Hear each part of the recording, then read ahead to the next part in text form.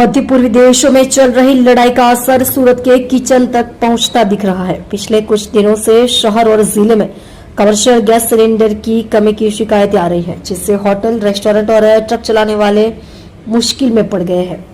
अडाजन, वराछा और ring road समेत कई इलाकों के होटलों को अपने मेन्यू में काफी कमी करनी पड़ी है। यह भी पता चला है कि गैस की कमी के कारण छोटे व्यापारी लकड़ी और कोयले के चूल्हे पर खाना बना रहे हैं। गैस एजेंसियों पर लंबे समय तक इंतजार करने के बाद भी सिलेंडर न मिलने से व्यापारियों में गुस्सा है। हालात को ध्यान में रखते हुए प्रशासन ने गैस एजेंसियों की जांच शुरू कर दी है। इसके साथ ही एसओजी और पुलिस की टीमें भी पूरे मामले में एक्टिव हो गई है। पुलिस गैस जमा करके कालाबाजारी रोकने के लिए कड़ी नजर रख रही है और संदिग्ध गतिविधियों पर सख्त कार्यवाही करने की तैयारी कर रही है।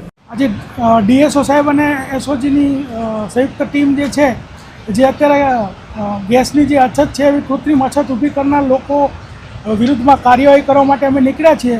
अलग अलग जे गोडाउन है ते तथा जे रेस्टोरंट में ज्यां पण संग्रहखोरी करी हशे ए लोकोने पकड़वामां आवशे ने ए लोको विरुद्ध में एस्मा अने बीजा जे कायदाओ लागू पड़ता हशे ए लगाड़ी अने कायदेसर कार्यवाही करवामां आवशे अने सख्त में सख्त आ लोकोने धंधा बंद कराववा सुधीनी कार्यवाही करवामां आवशे।